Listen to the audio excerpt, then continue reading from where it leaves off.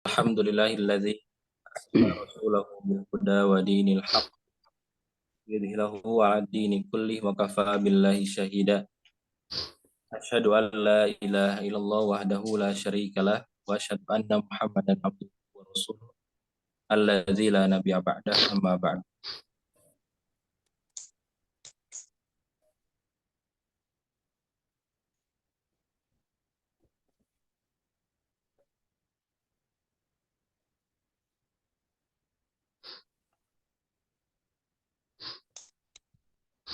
Sinyalnya ya.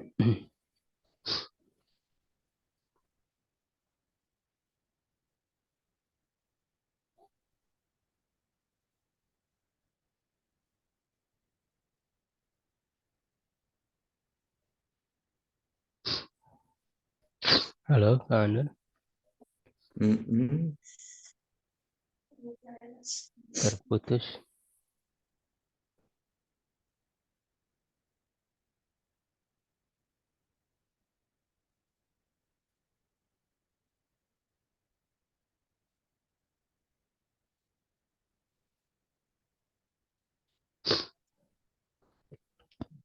Bismillah, kita mulai. Alhamdulillahilladzi arsala rasulahu bil huda wa dinil haq liyudhhirahu 'ala dini kullih wa kafaa billahi syahida. Asyhadu an la ilaha illallah wahdahu la syarikalah wa asyhadu anna Muhammadan abduhu wa rasuluh alladzi la nabiyya ba'dah amma ba'du. Alhamdulillah wa sekalian, kita bersyukur pada Allah di subuh hari ini di bulan Ramadan ya. Mudah-mudahan Allah Subhanahu wa taala memberikan keberkahan ya kepada kita semua, memanfaatkan waktu subuh ini untuk sama-sama ya kita mengkaji lebih meningkatkan lagi interaksi kita dengan Al-Qur'an ya dalam program daurah di Ramadan ini ya. Kita akan mengkaji tentang tadabbur dan juga mengenal maqasid ya dari surat-surat Al-Qur'an. Ya, insyaallah di beberapa pertemuan ya, mudah-mudahan ada ilmu yang bisa kita dapatkan dan nanti juga dilengkapi dengan kajian tahsin ya, melatih pengucapan huruf-huruf Al-Qur'an sama Ustadz Walid Abdurrahman. Nah, insya Allah kita akan mengkaji tentang tadabbur ya dan beberapa kaidah di dalam tadabbur.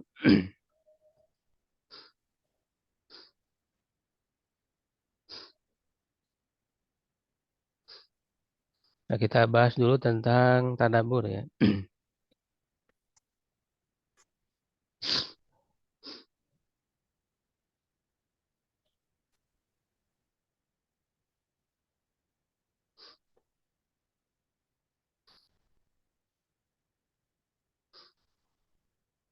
Ya nanti ininya di share nanti ya. Tadabbur itu secara bahasa ya an-nadharu wa tafakkuru fi adbaril umur wa waqibiha.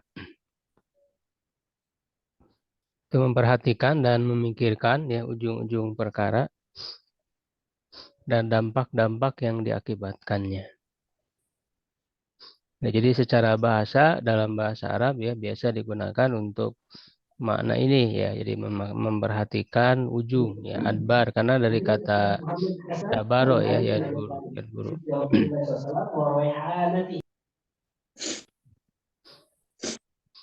Ya dan hasil ya atau dampak yang diakibatkan ya dari suatu perkara.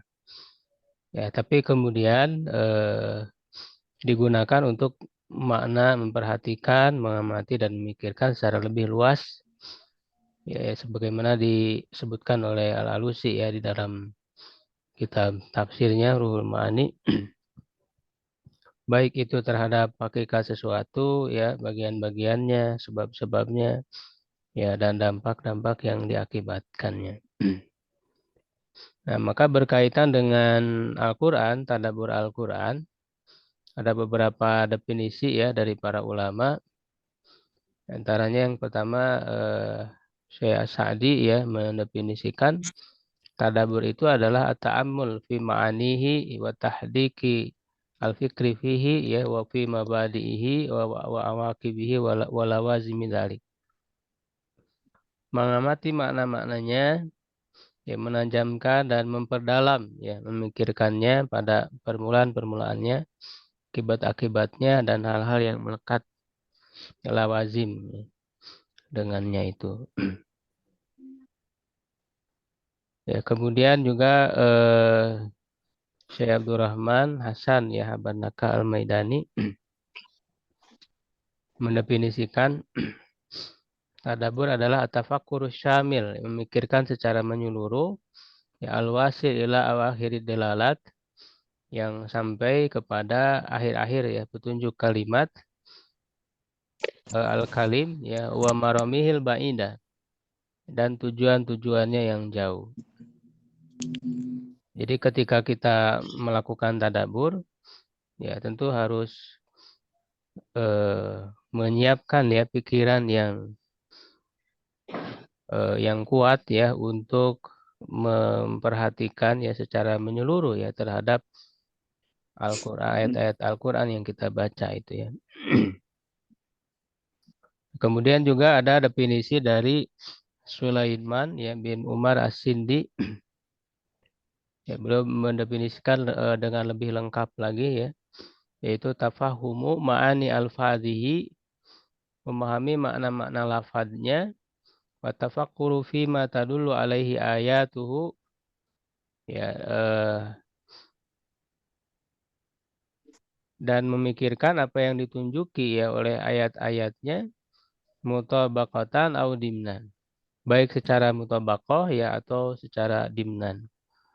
Mutabaqah itu makna secara keseluruhan ya dari suatu kata, dan dimna itu makna bagian-bagiannya.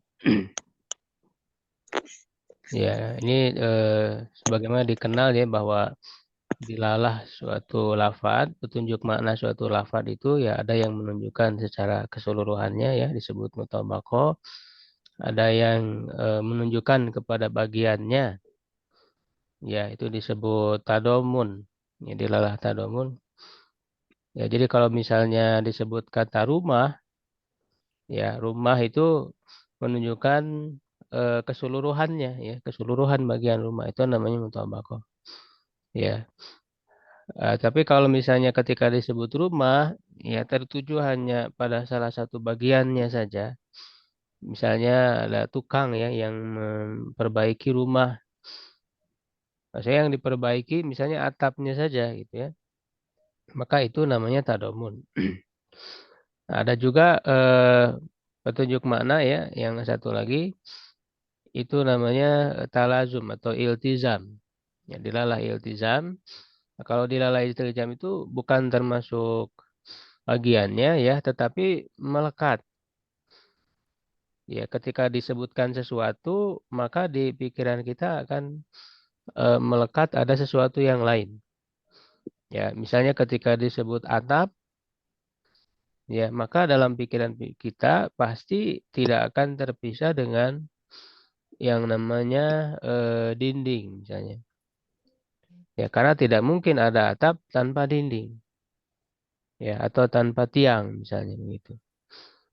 Ya, itu namanya iltizam. Nah, jadi memahami petunjuk makna ya seperti ini juga sangat penting ketika kita mentadaburi Al-Quran ya dari makna-makna lafaz itu ya dengan tiga ya secara umum sebagaimana itu dibahas ya oleh para ulama dalam berbagai bidang ilmu ya, baik ilmu tafsir atau ilmu ushul fikih atau ilmu apa namanya logika ya mantik. Jadi tiga petunjuk makna ini selalu disebutkan. Ya, jadi wa malat tatimu tilkal ma'ani illa bihi ya, dan yang makna-makna yang tidak sempurna kecuali dengannya itu tadi dilalah iltizam itu. Ya, dari isyarat-isyarat ya dan tanbih ya, peringatan-peringatan. Wantifaul qalbi bidzalik, dan hati yang bisa memanfaatkan ya atau berdampak dengan hal itu bihusyui, dengan kehusuannya, inda mawaidihi, ya pada nasihat-nasihatnya. Nah, ini juga termasuk bagian dari iltizam itu ya. Jadi kita apa, mendapatkan dampak dari ayat-ayat Al-Quran itu, dan juga tunduk pada perintah dan larangannya, ya, dan mengambil ibroh, ya pelajaran darinya. Ya, ini definisi dari tadabbur ya secara lebih lengkapnya.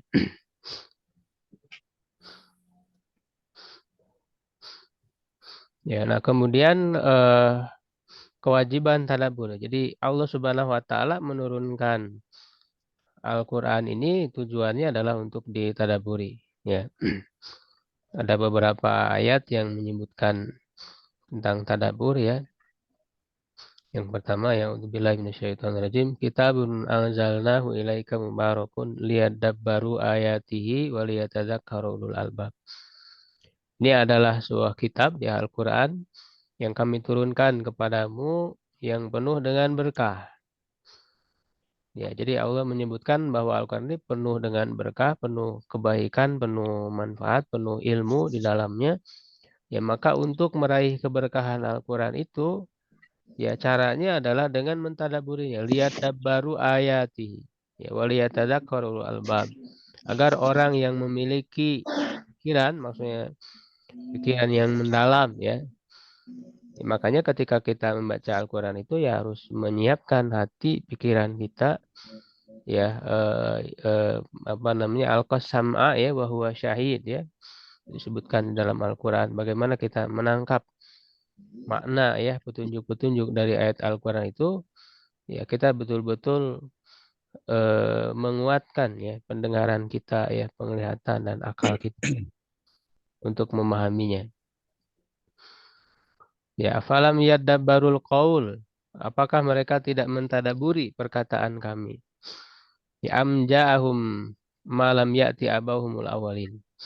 Atau apakah telah datang kepada mereka apa yang tidak pernah datang kepada nenek moyang mereka dahulu? Ya, jadi ini perintah ya, secara asal menunjukkan wajib. Ya, kemudian disertai dengan peringatan dan ancaman-ancaman. Karena kalau orang tidak mentadaburi Al-Quran, artinya dia kan berpaling dari Al-Quran itu. Ya, menjadikan Al-Quran itu ditinggalkan. Sebagaimana apa, Rasulullah mengadukan ya kepada Allah bahwa ittakhadha, mengambil ya kaumku itu Al-Quran mahjuro ya. Quran itu diabaikan, ditinggalkan. Ya, Al-Quran itu apa namanya, diabaikan ya, tidak dibaca, tidak ditadaburi, dan tidak diamalkan.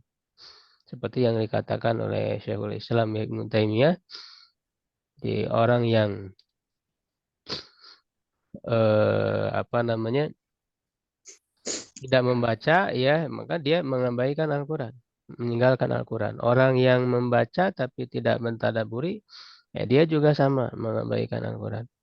Nah, orang yang membaca mentadaburi tapi tidak mengamalkan, ya dia juga sama ya mengabaikan Al-Quran. Nah, jadi orang yang tidak mengabaikan Al-Quran adalah yang membaca, tadaburi, dan mengamalkannya.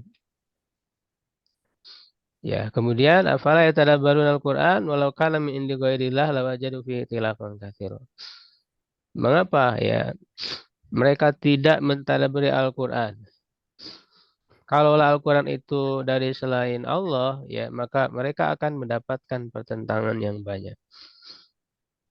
Ya, artinya kalau kita mentadabburi Al-Quran, di dalamnya kita akan dapati keserasian antara satu ayat dengan yang lainnya, ya. Tidak ada kontradiktif, menunjukkan ilmu Allah yang sangat luas ya. Ya, kemudian juga yang terakhir, afala yatadabbarun al-Qur'an am ala qulubin aqfaluha. Mereka, apakah mereka tidak mentadabburi Al-Qur'an atau hati mereka terkunci? Ya, ada kunci ya di hati mereka. Ya, nah ini menunjukkan orang yang tidak mau mentadaburi Al-Quran ya, menghayati makna Al-Quran ya, menunjukkan hatinya terkunci. Gitu. Nah, jadi ini beberapa ayat yang menunjukkan wajibnya kita melakukan tadabbur Al-Quran. Ya, nah kemudian dalam menangkap ya atau memahami makna-makna ya dari ayat Al-Quran itu memang tentu bertingkat ya, bervariasi ya. Tadabbur itu secara umum bisa dibagi dua ya. Ada tadabbur mahabbah, jadi dia berupa kecintaan. Jadi walaupun orang tidak mampu ya untuk memahami ya, ayat-ayat Al-Quran ya, tetapi dengan menyadari saja bahwa Quran itu adalah firman Allah, ya bahwa Allah sedang berbicara ya kepada dirinya, ya dengan kecintaan ya kepada Allah itu dia ya akan apa namanya merasakan dampak ya di dalam dirinya itu, bahwa yang sedang dia baca adalah firman Allah, firman Tuhannya. Ya, itu tadabbur secara mahabbah. Ada tadabbur secara ma'ani ya, tadabbur ma'ani. Nah, inilah yang sambil menghayati makna ya dari setiap ayat itu. Ya paling minimal kalau kita belum bisa bahasa Arab, ya paling minimal baca terjemahnya ya, hayati begitu. Ya, nah lebih dalam lagi tentu diperlukan perangkat-perangkat ilmu. Ya, perangkat ilmunya dari mulai bahasa Arab. Nah, di sini kita akan ketahui ya bagaimana fungsi dari ilmu-ilmu bahasa Arab, dari ilmu usul fikih gitu ya, dan sebagainya yang kita gunakan untuk memahami Al-Quran. Jadi sebetulnya ilmu-ilmu yang kita pelajari tujuan utamanya adalah untuk mentadabburi Al-Quran. Ya, kita belajar bahasa Arab ya dalam program-program kita. Ya, tujuan utamanya adalah untuk menghayati Al-Quran, untuk mentadabburi Al-Quran. Kalau itu tidak digunakan, ya alat itu, maka menjadi tidak bermanfaat. Itu. Ya, dalam Al-Quran itu ada beragam ya petunjuk maknanya, mulai dari eh, kata ya atau kalimat yang bisa dipahami ya oleh semua orang ya yang mempelajari bahasa Arab, itu makna yang populernya ya itu baik itu dari kata ya. Nah, kalau kata bisa dipahami dengan ilmu mufrodat ya, kosakata yang sudah kita ketahui ya, yang populer. Ya, kemudian juga ilmu tasrif ya yang mengetahui pola-pola kata itu ya, bentuk-bentuknya. Nah, kemudian dari sisi kalimat kita bisa memahami ya secara dasar makna kalimat itu kan melalui ilmu nahu. Ya, jadi ini tiga ilmu ini adalah paling dasar. Ya, ilmu mufrodat ya kosakata, ilmu tasrif dan ilmu nahu untuk memahami makna ya suatu kata dan kalimat secara dasar. Ya. Nah, selain makna yang populer ada juga makna yang terkadang kosakata yang asing ya di dalam Al-Qur'an. Dan para ulama sudah menjelaskannya ya di dalam tafsir mereka, kosakata yang gharib ya bahkan ada yang menyusun secara khusus dalam kitab Gharibul Quran ya, dikenal dengan ilmu Gharibul Quran ya, misalnya karya Raghib Asirjani ya Al-Mufradat fi Gharibul Quran ya, atau karya Ibnu Qutaibah ya Gharibul Quran dan sebagainya. Ya, jadi kadang ada kosakata yang apa kurang begitu populer, tapi itu menunjukkan Allah Subhanahu wa taala menurunkan Al-Qur'an ini dengan bahasa Arab yang fasih, yang bahasa Arab itu kan tentu ada kabilah-kabilah. Ya.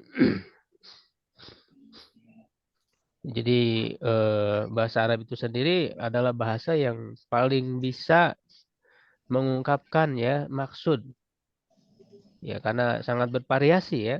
Makanya Ibnu Jini menyebutkan keistimewaan bahasa Arab itu ada pada 3 hal ya. Yang pertama pada kekayaan kosakatanya, ya kemudian kekayaan uslub, ya gaya bahasa ya untuk mengungkapkan maksud yang diinginkan, ya dan yang ketiga dengan ada balagohnya. Untuk balagoh ini yang ketiga ya, jadi ada untuk mengetahui maksud fungsi yang lebih jauh dari suatu kalimat, ya itu diketahui melalui ilmu balagoh. Nah, ilmu balagoh ini sangat penting sekali ya untuk menggali rahasia-rahasia ya makna ya petunjuk dari ayat-ayat Al-Quran, bahkan untuk menyingkap kemujizatan itu ya adalah dengan ilmu balagoh ini. Makanya dulu ilmu balagoh itu disebut ilmu ijazul Quran ya untuk menyingkap kemujizatan Al-Quran. Ya, nah kemudian juga, nah kalau yang 3 tadi itu adalah hakikat secara bahasa ya. Jadi bagaimana bahasa Arab itu bisa menyingkap mana-mana Al-Quran. Ya, tetapi kemudian ada juga makna-makna yang khas ya, makna-makna yang khas yang dibawa oleh syariat. Nah, sehingga ini menjadi hakikat syariah ya secara khusus. Tidak hanya dipahami secara bahasa saja. Ya, ketika menyebutkan tentang iman, Islam, ya, takwa, ya, gitu ya, surga, neraka, ya, syahadat, sholat dan sebagainya, ya itu tidak cukup dipahami secara bahasa saja. Karena syariat membawa makna baru, ya, yang kemudian nanti dijelaskan di berbagai ayat, di berbagai hadis, yang kaitannya dengan ibadah, ya nanti langsung dicontohkan oleh Nabi. Ketika disebut sholat, ya bagaimana yang namanya sholat itu ya dipraktekkan oleh Nabi ya sehingga makna sholat itu ya harus dipahami dengan makna syariat. Kalau secara bahasa kan sholat misalnya doa ya berdoa itu kan tidak cukup.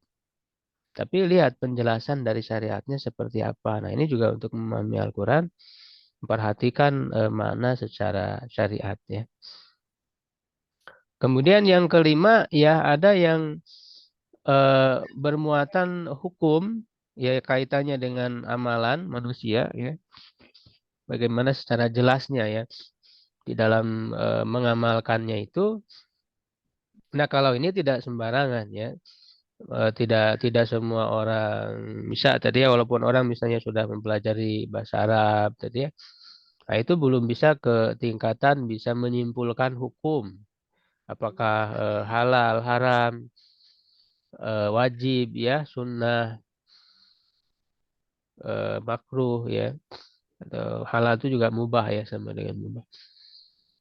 Untuk sampai kepada kesimpulan hukum itu ya diperlukan ilmu yang namanya ilmu ushul fikih.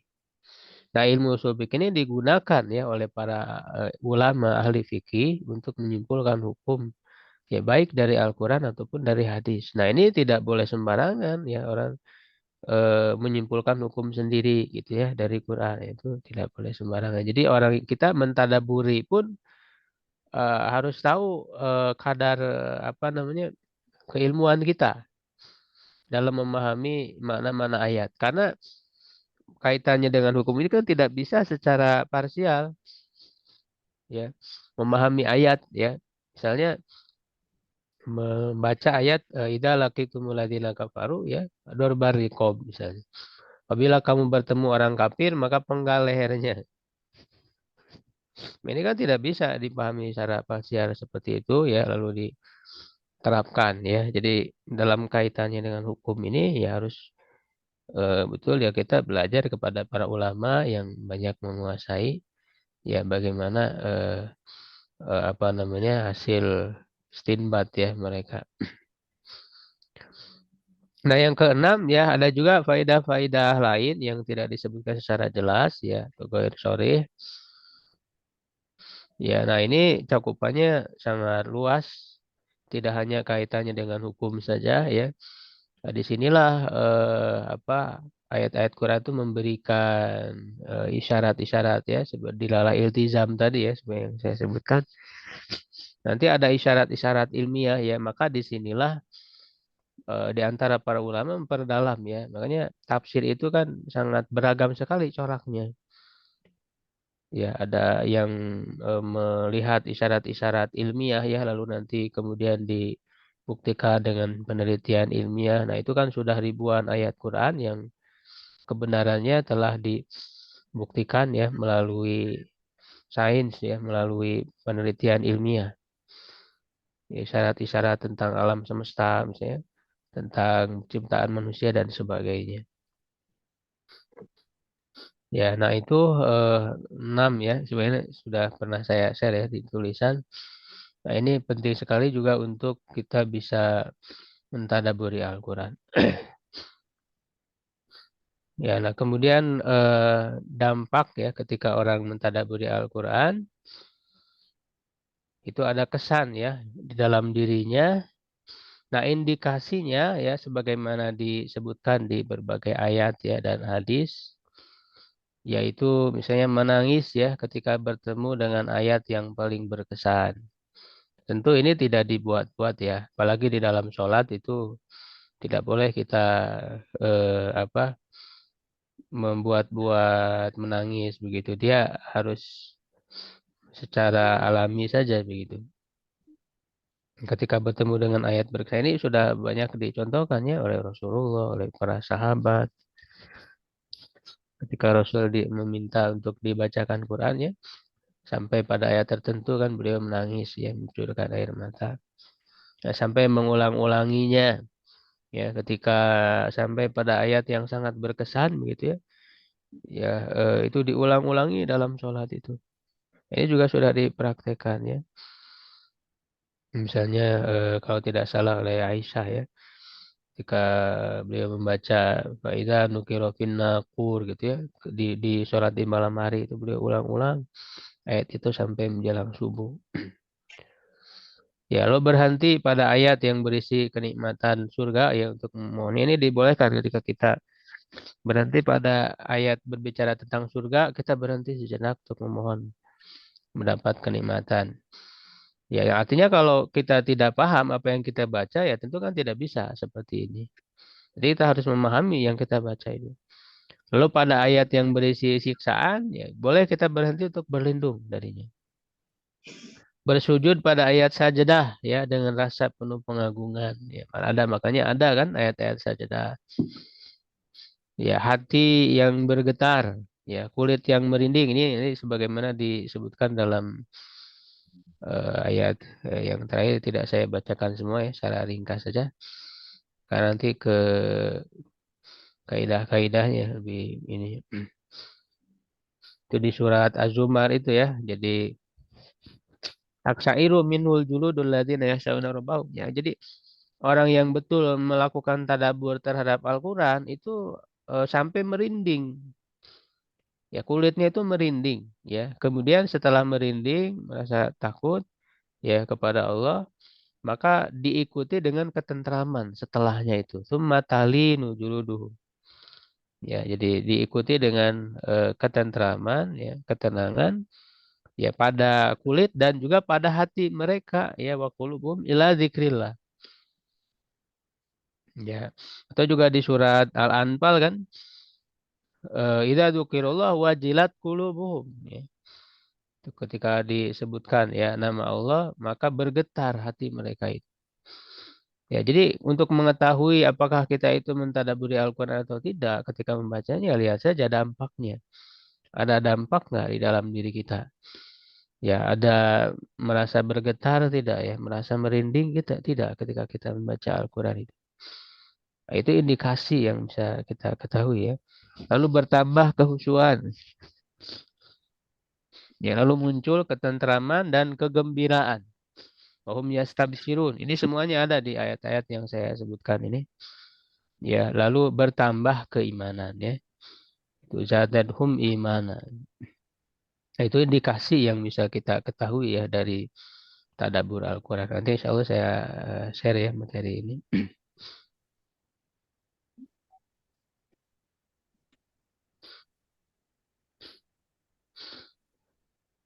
Ya, nah ini kemudian kita masuk ke kaidah ya, kaidah tadabbur.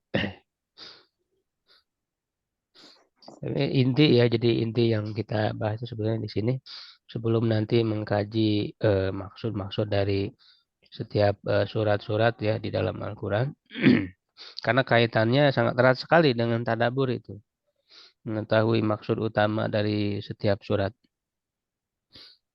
Ya, sebelum ke sini di akhir juga di sini saya memberikan apa namanya menghafal Quran ya dengan metode tadabbur tematik. Jadi ini ada eh, apa langkah-langkah ya, tips-tips bagaimana kita menghafal Quran itu tidak hanya sebatas menghafal lafaz ya, tapi mencoba sambil menghayati maknanya. Ini ada cara-caranya nanti bisa dipraktekkan ya. Jadi ketika menghafal kan kita mengulang-ulangi ayat ya. Nah, ketika kita mengulang-ulangi ayat itu alangkah lebih baiknya sambil kita pahami maknanya juga gitu. Ya, dan justru juga akan menambah kuat hafalan dengan paham maknanya. Ya, makanya ketika kita menghafal bukan hanya menghafal lafadznya, mengingat lafadznya saja, tapi mencoba sambil mengingat, menghayati maknanya. Ya, di sini ada tip-tipnya nanti dibaca sendiri ya. Ini juga sebetulnya pernah dulu ya di share. Ya, nanti di bawah ada apa? Memaksimalkan ya tadabbur Al-Qur'an ya dengan beberapa poin di sini. Yang pertama, kecintaan yang besar terhadap firman Allah. Ya. Jadi yang kita baca itu kan tadi ini adalah firman Allah bukan perkataan manusia ya, bukan perkataan yang biasa sehingga ketika kita baca Quran itu ada rasa pengagungan. Ya, kalau tidak ada rasa ini akan sulit ya untuk mentadabburi Al-Quran. Jadi nantinya anggapannya itu ya biasa-biasa saja gitu. Jadi harus menghadirkan kecintaan yang besar terhadap firman Allah. Ya, yang kedua menghadirkan hati dan pikiran ketika membacanya. Ya, jangan melamun, jangan mikirin ini ya. Jadi betul-betul hati pikiran kita tuh hadir gitu ketika membaca Al-Quran. Ya, yang ketiga menghadirkan 5 tujuan untuk membaca Al-Quran. 5 tujuan utama yaitu kita meraih pahala ya. Kalau bahasa Arab itu bisa disimpulkan dengan sama sya'a ya. Sa-nya pertama itu sawab ya. Jadi meraih pahala. Ya, yang kedua munajat. Ya, lalu kemudian yang berikutnya adalah obat. Ya, sebagai syifa. Ya, karena memang Al-Quran itu obat. Ya, baik obat yang paling utama ya obat pada hati kita ya. Ya, ketika kita membaca Al-Quran ya kita juga niatkan sebagai obat ya untuk diri kita. Lalu kemudian meraih ilmu ya tadi dengan kita memahami maknanya. Artinya ada ilmu yang kita dapatkan. Dan juga meraih amal. Jadi ketika kita baca Al-Quran, kita pahami maknanya, lalu sambil kita pikirkan pengamalannya ya dari petunjuk Al-Quran itu. Ya, lalu menyadari bahwa menghafal hifdzul Quran itu ya itu kan bukan hanya menjaga lafadznya saja yang disebut hifdzul Quran, juga menjaga maknanya dan menjaga pengamalannya. Ya, menghubungkan ayat-ayat yang sedang kita baca dengan kehidupan ya yang sedang dialami hingga dapat memberikan kesan. Ya, jadi pada saat kita membaca Al-Quran, ya kita hubungkan dengan kehidupan yang sedang kita alami, sehingga dia memberi petunjuk, memberikan kesan. Kesan dan indikasinya tadi ya sudah kita bahas.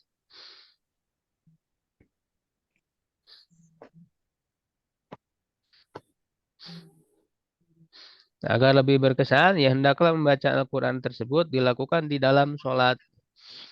Nah, jadi ketika kita membaca Quran dalam sholat, ya itu kan lebih terasa lagi ya.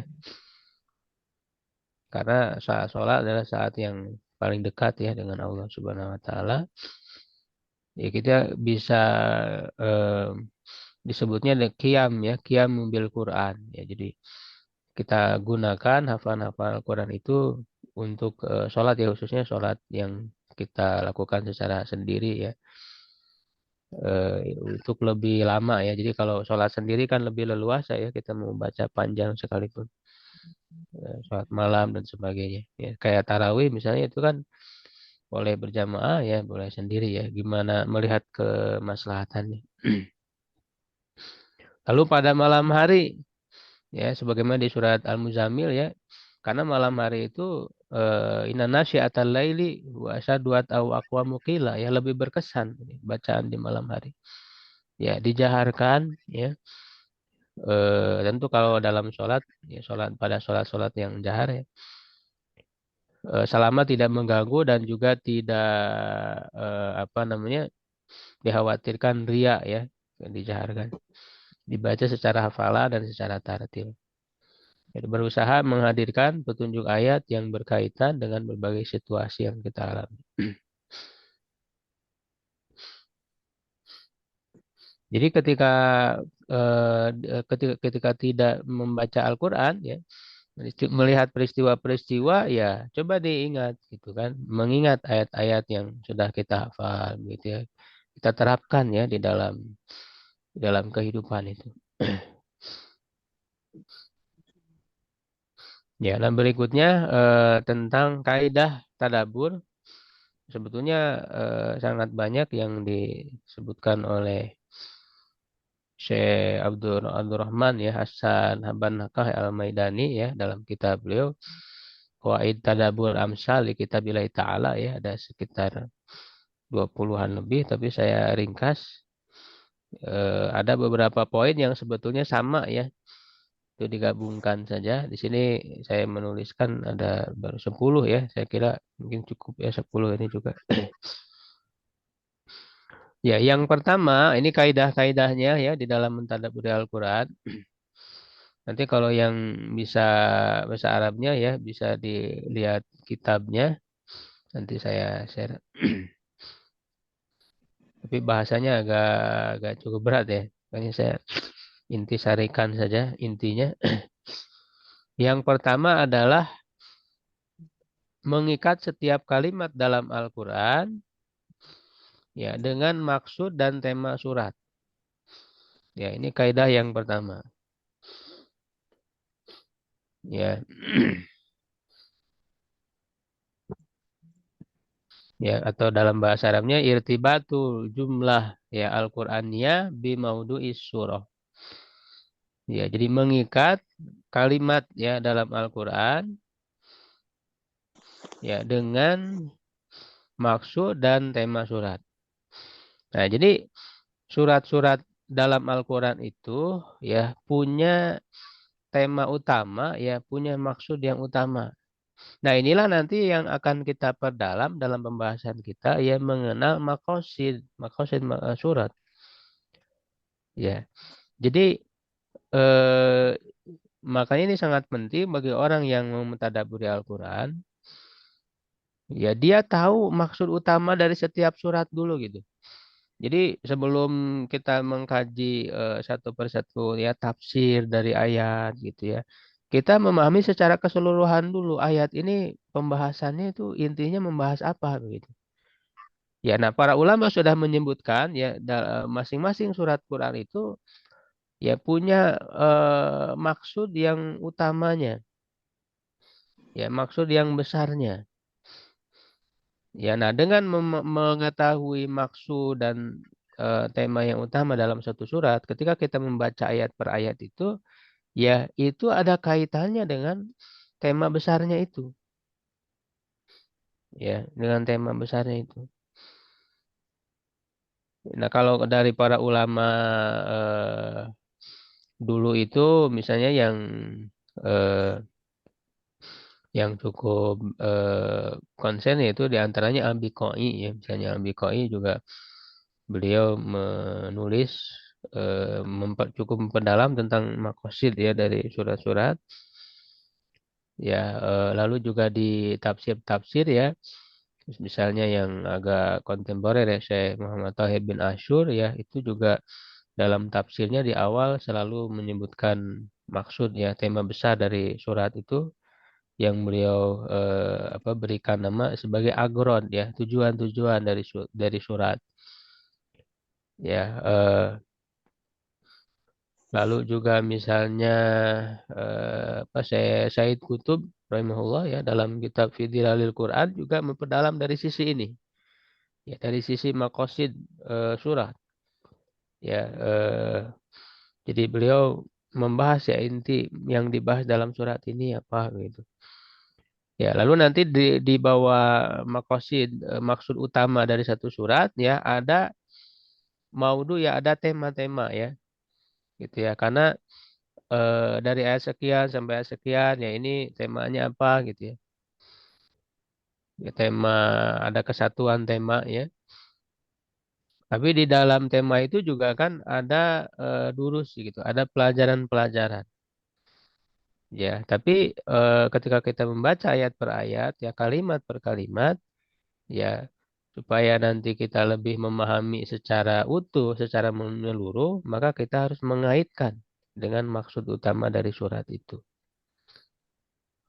Ya, salah satu contoh misalnya ya Al-Baqarah. Ya, Al-Baqarah itu sangat panjang sekali ya. Nah, itu kan kalau kita tahu tema inti yang dibahas Al-Baqarah itu kan jadi enak gitu. Ya, nah, misalnya Al-Baqarah itu kan intinya adalah menjelaskan tentang manusia. Jadi tema besar itu kan sebetulnya manusia, ya, dan membahas tentang tugas manusia yaitu beribadah kepada Allah dan menjadi khalifah di muka bumi. Ya, jadi kalau kita baca soal Al-Baqarah dari awal sampai akhir, ini nggak akan keluar dari tema besar ini. Ya, menjadi membahas tentang manusia, maka disebutkan asal usul ya penciptaan Adam, penciptaan manusia ya awalnya gini gimana sejarah manusia ini. Lalu tugasnya itu kan ibadah ya, mengajak ibadah disebutkan tiga golongan. Eh, apa orang beriman, orang kafir, orang munafik, tiga golongan manusia. Ya, ada yang siap ya taat melaksanakan ibadah ya orang mukmin, ada yang tidak. Orang kafir, orang munafiknya kan begitu. Ya, nanti bagian dari ibadah juga adalah menjadi khalifah ya di muka bumi. Maka disebutkan kan Allah menciptakan Adam itu sebagai khalifah. Ini jailun fil ardi khalifah kan begitu. Jadi, khalifah itu jadi pemimpin menjalankan amanah, amanah syariat ya yang Allah turunkan begitu. Nanti bagaimana? Nah, maka dijelaskan bagaimana membentuk umat Islam ya khususnya kan kaitannya ini dengan ketika awal ya awal-awal di Madinah bagaimana Rasul membangun jamaah umat Islam ya di Madinah itu. Ya, maka di situ diberikan pondasi-pondasi bagi ya jamaah Islamiyah ya jamaah umat Islam. Maka diberikan ya syariat-syariat dimulai dari syariat berkaitan dengan keluarga ya kan lalu ibadah-ibadah bahkan semua ibadah ada di situ dari mulai sholat, zakat, saum, haji ya lalu nanti jihad semuanya ada di situ sebagai perangkat untuk membangun satu masyarakat ya suatu negara yang kuat ya. Eh, dan juga menyingkap ya bagaimana apa namanya pertentangan ataupun penentangan ya dari orang-orang Yahudi ya karena ketika di Madinah itu ada orang-orang Yahudi maka disingkap ya bagaimana strategi propaganda mereka karakter mereka nah, itu dijelaskan semua di surah Al-Baqarah itu ya kaitannya dengan tadi menjadi khalifah di muka bumi gitu ya. Eh, dan juga disebutkan kisah Bani Israel orang Yahudi yang mereka dulu dijadikan sebagai khalifah tapi mereka berkhianat tidak benar memegang amanah kekhalifahannya itu bahkan kan setiap kali meninggal satu nabi diganti dengan nabi yang berikutnya kan ulama halakan nabiun khulafa nabiun di kalangan Bani Israel itu tapi mereka berkhianat ya banyak sekali kisah-kisah mereka disebutkan di sana untuk membuktikan bahwa ini orang Bani Israel ini sudah selesai gitu masa mereka itu tidak lagi dipercaya oleh Allah diberikan amanah kekhalifahan pemimpin bumi ini ya, maka orang beriman. Maka diceritakan lagi sana Nabi Ibrahim bagaimana beliau itu menjadi imam ya, menjadi pemimpin. Ya, dan Nabi Muhammad ya adalah penerus ya dari Nabi Ibrahim itu. Dan juga dari para nabi yang sebelumnya. Ya, makanya kan la yanalu ahadiz zalimin kan gitu. Tidak akan meraih perjanjian denganku, maksudnya menjadi pemimpin, menjalankan amanah khilafah ini ya, yaitu orang-orang yang zalim. Ya, tidak layak ya orang-orang yang zalim itu. Jadi yang layak itu yang berhak orang beriman. Jadi kalau kita memahami maksud utama dari setiap surat, ya ketika kita membaca ayat per ayat, kalimat per kalimat, kita hubungkan dengan maksud utamanya itu. Ya, lalu kemudian yang kedua, ya satu nas Al-Quran bisa menunjukkan kepada maksud dan sasaran yang beragam. Ya, ya. Jadi ketika misalnya ayat itu berbicara tentang orang-orang kafir, ya, peringatan kepada orang kafir. Ya, nah itu juga sebetulnya bukan hanya untuk orang kafir saja kan, tapi kita sebagai orang-orang beriman juga harus apa namanya, mengambil pelajaran, mengambil ibrah dari ayat tersebut. Terutama surat-surat Makkiyah kan, ayat-ayat Makkiyah itu kan hitobnya banyak kepada orang kafir. Nah, kita sebagai orang beriman justru semakin bertambah keimanan kita ya dengan membaca itu. Ya, jadi dalam satu ayat, satu nas Al-Quran itu ya tidak hanya satu maksud, satu sasaran, tapi bisa beragam. Ya. Yang ketiga, memperhatikan konteks saat Al-Quran diturunkan. Ya, nah itu penting juga ya, mengetahui apa namanya, periode, ada periode Makkiyah, periode Madinah ya, Madaniyah, mengetahui sirah Rasul ya, itu juga sangat penting sekali bagaimana kita memahami konteks ya saat Al-Quran itu diturunkan. Ketika Al-Quran ya ayat ini turun, konteks itu seperti apa?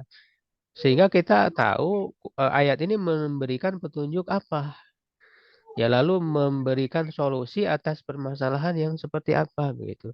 Nah, sehingga akan mudah kita kaitkan dengan permasalahan yang kita hadapi. Ya.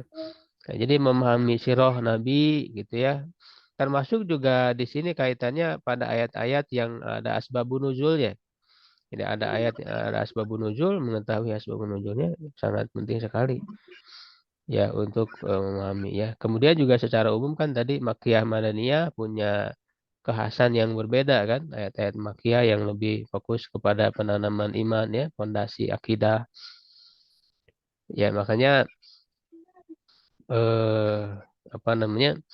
Biasanya kan dengan ya ayuhan nas ya, panggilannya itu dan apa namanya, banyaknya surat-surat pendek ya, walaupun ada surat panjang tapi Makkiyah ya, seperti apa Al-A'raf gitu ya, Al-An'am juga. Ya, jadi ada khas-khasnya ya. Kalau Madaniyah kan adalah untuk pensyariatan ya. Dia lebih menggunakan ya ayyuhalladzina aman, walaupun tetap ada ya ayyuhan nas ya, seperti di surat Al-Baqarah juga. Ya, ada dengan menggunakan ya ayyuhan nas gitu ya. Dan kalau berbicara tentang orang-orang munafik ya, itu kan berarti dia Madaniyah karena di Mekah belum ada orang munafik. Ya, jadi mengetahui konteks ya saat Al-Quran diturunkan ini juga sangat membantu kita untuk lebih mentadabburi Al-Quran. Ya, kemudian berikutnya menetapkan makna umum ya atau kuli ya dari suatu ayat, tidak membatasinya dengan penafsiran khusus ya atau juz'i. Ya, jadi kalau kita membaca tafsir-tafsir ya, kadang ada tafsiran-tafsiran khusus ya, lebih kepada contoh ya sebetulnya. Ya, nah ini jangan kemudian membatasi makna-makna umum yang ada dalam ayat ya kepada makna khusus. Ya kalau disebutkan di dalam ayat secara umum ya artinya kan dia bisa mencakup banyak sekali apa namanya ya contoh-contohnya begitu. Ya misalnya kalau kita baca eh, ayat waman ahsanu qaulam ya mimman da'a ilallah wa amila sholihan wa qala innani minal muslimin ya. Nah, itulah salah satu tafsirannya ini adalah muazin, orang yang azan ya. Jadi mengajak kepada jalan Allah dia kan azan gitu ya. Eh ya wa amila sholihan ya, beramal soleh wa qala innani menyebut bahwa aku adalah seorang muslim ya karena di situ kan ada syahadat ya di dalam azan itu. Nah, itu tafsir salah satu tafsiran ini jangan membatasi mana itu. Makna umum karena di ayat itu kan umum ya. Jadi ketika disebutkan tafsir itu sebetulnya hanya sebagai contoh-contoh saja. Ya makanya seperti dalam tafsir Ibnu Katsir ya, itu ketika menyebutkan berbagai makna-makna dari ayat itu ya secara khusus, ya lalu di akhir beliau selalu menjelaskan bahwa apa namanya, bahwa ayat ini petunjuknya umum gitu, lebih umum dan bisa mencakup kepada semua itu. Ya, tafsiran khusus itu hanya sebagai contoh saja ya untuk memperjelas pengamalannya. Nah, maka bisa kita kaitkan gitu ya dengan contoh-contoh lain yang memang tercakup ya di dalam makna umum itu. Ya, nah kemudian yang kelima menelusuri makna kosakata ya baik secara bahasa maupun secara syar'i. Nah, ini tadi ya penggunaan ilmu-ilmu bahasa Arab ya yang kita pelajari ya bagaimana kita memahami suatu kata itu lebih dalam lagi ya. Dan ini tadi ya menunjukkan keistimewaan bahasa Arab. Jadi kenapa Allah memilih bahasa Arab ini sebagai bahasa Al-Quran? Karena dia sangat kaya ya kosakatanya. Ya, jadi ketika kita menelusuri makna dari satu kata saja itu bisa mendapatkan banyak sekali petunjuk. Ya, misalnya ketika menyebut ar-rijalu qawwamun 'alan nisa gitu kan. Laki-laki adalah qawam, pemimpin bagi perempuan. Nah, kata qawam itu kan banyak sekali maknanya. Nah, cakupan-cakupan makna yang apa untuk kata qawam itu kan bisa menjadi petunjuk ya untuk kita amalkan ya sebagai suami misalnya posisinya apa gitu ya bagi istri itu. Selain dia qawam itu pemimpin juga apa yang memberikan nafkah, yang mendidik begitu ya. Itu kan bisa dipahami dari makna qawam misalnya. Ya. Nah, ini dengan menelusuri ya makna secara bahasa ya maupun makna secara syar'i tadi yang dijelaskan di dalam ayat-ayat yang lain di dalam hadis ya makna khas ya, ya secara syariatnya. Artinya juga tercakup di sini tafsir secara maksur ya. Ya, baik itu dari hadis-hadis ya Nabi SAW atau penafsiran sahabat ya tabiin ya karena penafsiran sahabat sahabat tabiin bisa diterima karena sahabat lebih paham bagaimana ayat Quran itu diturunkan. Jadi mereka menyaksikan langsung sehingga lebih mengetahui maksud ya dari ayat-ayat itu. Ya dan dimungkinkan juga mereka apa namanya mendengar ya atau mengetahui dari Rasul SAW apalagi dalam hal-hal yang gaib ya tidak mungkin misalnya sahabat berbicara dengan ro'yunya dengan akalnya begitu. Ya, lalu berikutnya nas-nas Al-Quran dalam satu tema yang sama, satu sama lain saling melengkapi. Jadi, nah ini juga apa namanya munculnya istilah tafsir tematik ya, tafsir maudhu'i. Ya, jadi ada tema-tema ya kalau kita kumpulkan ayat-ayat ya berkaitan dengan tema tersebut, ya itu akan menjadi satu pemahaman yang utuh yang sempurna gitu ya. Nah, makanya ada para ulama yang menulis tentang tafsir tematik. Ya, misalnya kalau tentang manusia, misalnya mengumpulkan ayat-ayat tentang manusia menjadi satu keutuhan begitu ya dalam memahaminya. Ya, karena memang antara satu ayat dengan ayat lain ya ketika membahas satu tema itu kadang kan bervariasi gitu ya. Variasi. Nah, variasi itulah yang bisa saling melengkapi begitu. Ya, kemudian berikutnya memperhatikan tahapan turun ayat.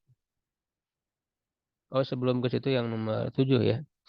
Mengkompromikan di antara nas yang terkesan bertentangan ya selama tidak ada yang dinasah. Ya. Nah, ini karena prinsip awalnya bahwa ayat-ayat Quran itu satu sama lain ya tidak ada yang bertentangan. Seperti tadi ya dalam ayat yang sudah kita baca, afala yatadabbaruna al-Qur'an walau kana min indi ghairillah lawajadu fihi ikhtilafan katsiran. Ya, mengapa mereka tidak mentadaburi Al-Quran? Kalaulah Al-Quran itu dari selain Allah, maka akan mereka akan mendapatkan banyak kontradiktif pertentangan. Nah, jadi ayat-ayat Quran itu tidak mungkin bertentangan satu sama lain. Nah, tapi terkadang kan terkesan ya. Jadi bukan hakiki bertentangannya, terkesan bertentangan. Nah, sebetulnya bisa dikompromikan ya.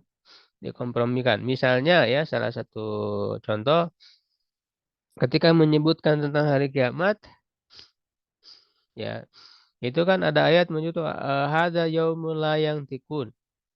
Inilah hari yang mereka tidak berbicara. Ya, tapi di ayat lain disebutkan mereka berbicara gitu, ada berdialog. Ya, bertanya misalnya kepada orang kafir lalu mereka menjawab. Ya, nah ini kan secara zahir ya, secara apa namanya nampaknya itu terkesan bertentangan. Ini menyebut tidak berbicara, tapi di ayat lain kok berbicara. Ya, nah bagaimana memahaminya para ulama ya, bahkan di antara sahabat juga ya menjelaskan bahwa tabiin juga ya, seperti Ikrimah ya kalau tidak salah. Itu menjelaskan bahwa hari kiamat itu tidak satu momen saja gitu. Jadi ketika disebut hada yaumul tikun itu kan ada pada kondisi-kondisi tertentu saja, tidak semuanya. Ya, karena kan momen-momen di hari kiamat itu sangat banyak, sangat panjang ya hari kiamat itu panjang sekali. Ya, sehingga ada saatnya mereka tidak berbicara ya, ya ada saatnya mereka dibolehkan untuk berbicara. Begitu. Jadi dengan mengkompromikan seperti itu. Ya, nah itu kan apa namanya untuk lebih kita memahami jadi tidak salah ya di dalam memahaminya. Ketika ada yang terkesan bertentangan ya padahal sebetulnya tidak. Nah, ini perlu pengamatan yang lebih mendalam gitu ya. Pengamatan yang lebih mendalam. Nah, kemudian yang ke-8 selama yang ada tidak ada yang dinasah. Nah, kalau kalau yang dinasah itu ya berarti kan yang dinasahnya itu sudah tidak digunakan. Ada ayat-ayat yang dinasah dihapus secara hukum ya. Dia tilawahnya masih ada gitu ayatnya, lafadznya, tapi hukumnya sudah tidak berlaku. Ya, misalnya apa namanya? Ya idah wanita kan yang ditinggal suaminya yaitu sampai setahun tidak keluar rumah kan. Itu kan sudah dinasah gitu ya hukumnya dengan ayat lain ya menyebutkan tentang idah perempuan. Jadi harus tahu juga kan mana ayat-ayat yang dinasah. Jangan sampai kita pahami hukumnya padahal sudah dinasah ya. Terus kita amalkan. Nah, itu kan salah ya, keliru. Kemudian memperhatikan tahapan turun ayat baik dari segi persyaratan hukum maupun metode pembinaannya, tarbiyahnya ya. Saya tadi ada periode Mekah, Madinah. Lalu dalam syariat-syariat tertentu itu ada tahapan. Seperti yang sering yang sering dijadikan contoh itu tahapan pengharaman Homer. Itu kan sampai ada 4 tahapan kan. Yang pertama baru apa namanya hanya menyinggung gitu ya akan tidak baiknya Homer gitu ya. Eh, Apa namanya ketika menyebutkan kalian menjadikan minan nakhil wal a'nab ya dari kurma dan anggur itu sakaron warizkon hasanan gitu ya. Yaitu yang memabukkan dan rizki yang baik. Nah itu ketika disebutkan ya Homer atau yang memabukkan dengan rizki yang baik. Nah berarti kan kita memahami bahwa Homer bukan termasuk rizki yang baik begitu. Ya, jadi itu untuk menggugah pikiran ya gitu, sindiran bahwa Homer ini bukan rizki yang baik. Tapi belum belum ada pengharaman ya.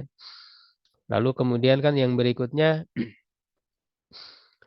eh, apa namanya diajak untuk berpikir juga sama ya. Bahwa di dalam yas'alunaka 'anil khamri wal maisir kan qul fihima ismun apa wa manaf ismun kabir wa manafi'ul linnas gitu ya. Diajak berpikir bahwa madorotnya itu lebih lebih besar ya, dosanya lebih besar daripada manfaat.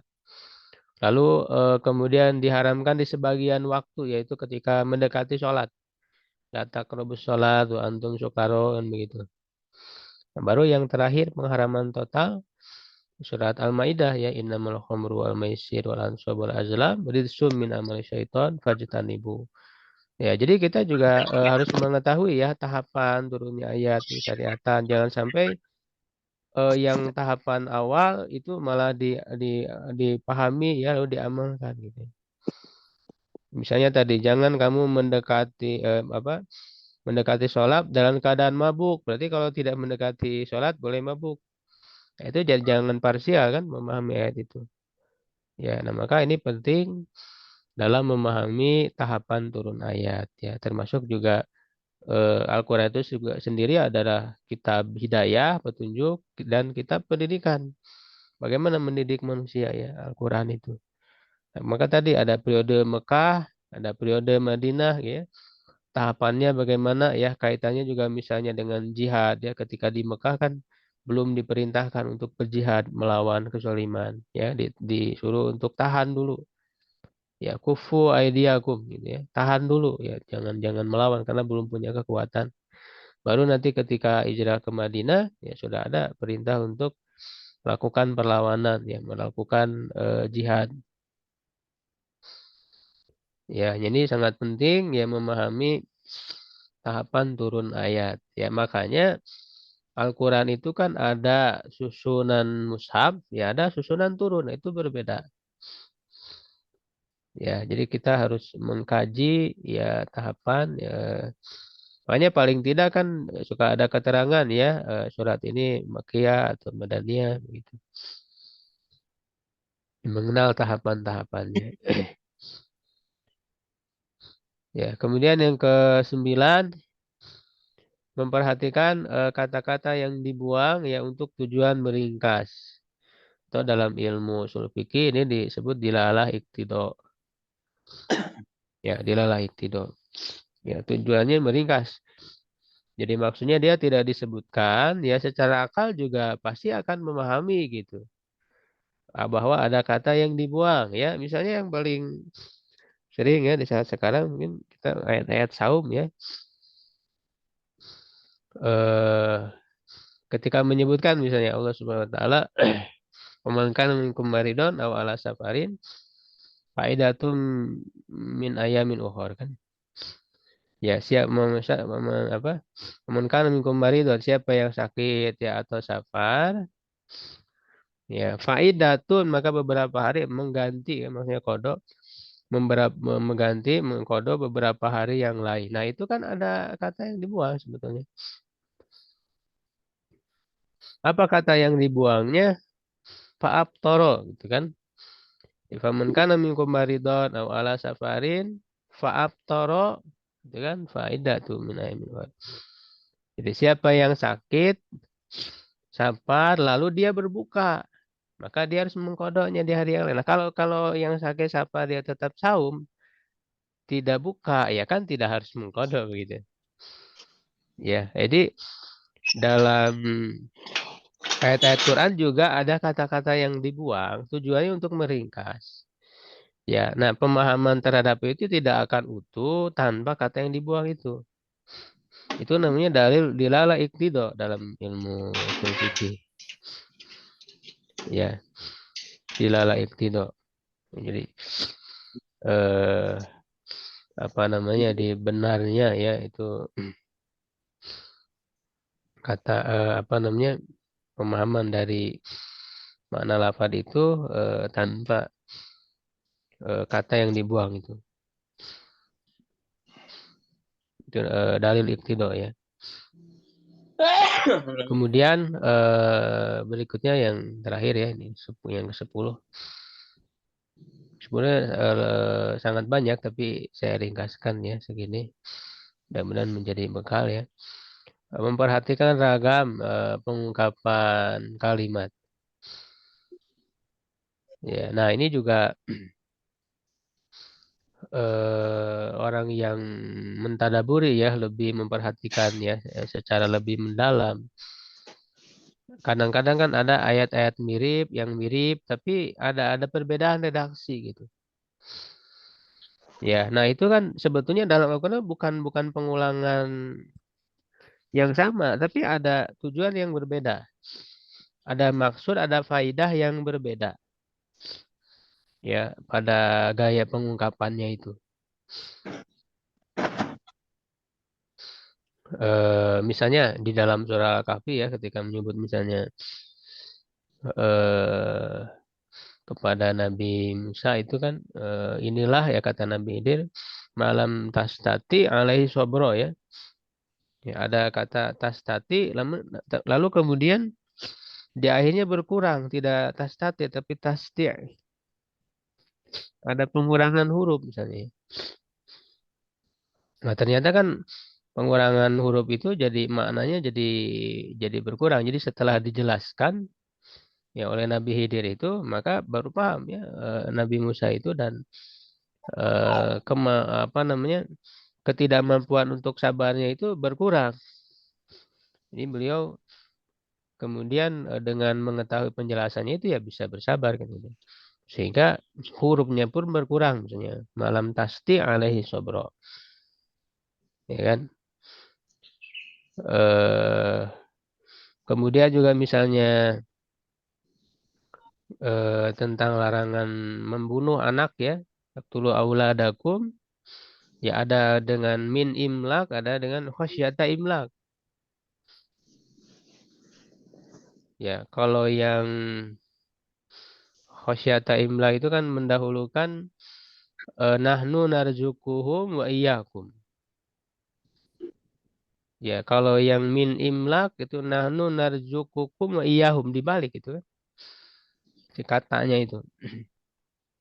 Nah, itu kalau kita perhatikan ya kenapa ada perbedaan seperti itu? Ya kan? Itu kan mengandung maksud maksud yang tertentu ya. Misalnya ketika khasyata imlak kekhawatiran karena kelaparan ya. Jadi membunuh anak itu karena khawatir kelaparan.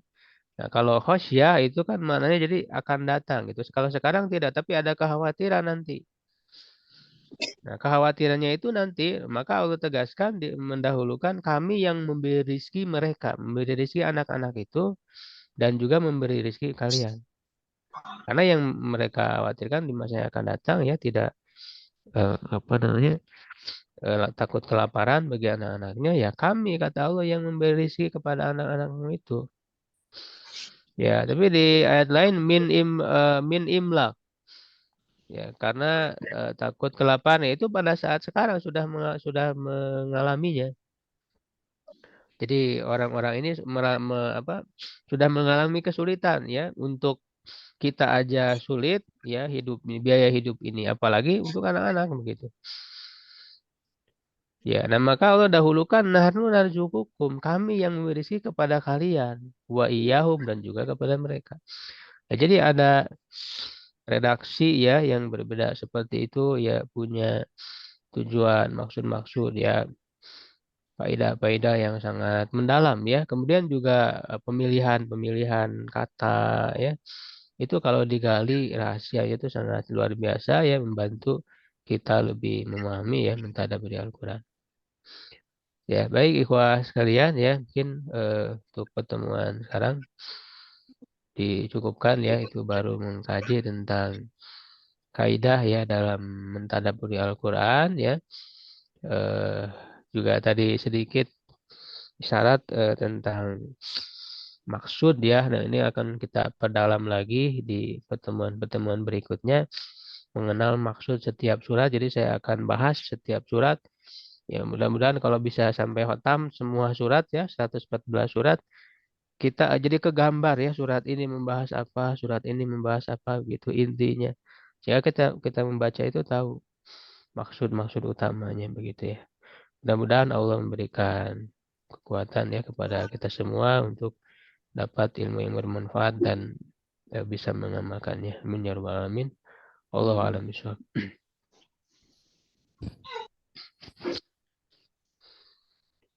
Dikembalikan ke moderator, Pak Anur. Barangkali ada yang ditanyakan. Amin. Syukron jazakallah khairan pada Ustaz yang telah memberikan ilmunya kepada kita semua terkait kaidah-kaidah dalam tadabbur Al-Quran. Insyaallah ya, banyak sekali hal yang perlu kita perhatikan dalam mentadabburi Al-Quran ini. Pada ikhwan sekalian, silakan barangkali ada yang mau ditanyakan.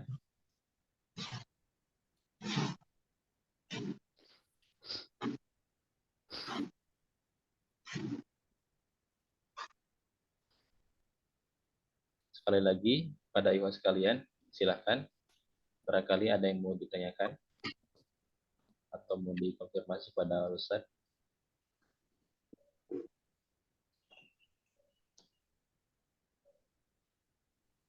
Ya kalau tidak ada cukup aja. Ada Ustaz. Ya. Baik, nanti bisa di grup ya kalau ada. Baik. Alhamdulillahirrahmanirrahim. Demikian Bapak Ibu, rekan-rekan sekalian, kajian pagi hari ini. Terima kasih atas perhatiannya dan partisipasinya. Insya Allah kita lanjut kembali kajian esok hari dengan tema tahsin. Mudah-mudahan Allah memberikan kekuatan kepada kita untuk menuntut ilmu di lembaga Mais Institute ini. Demikian, subhanakallahumma bihamdika, asyhadu an la ilaha illa anta, astaghfiruka wa atubu ilaik. Assalamualaikum warahmatullahi wabarakatuh. Waalaikumsalam warahmatullahi wabarakatuh.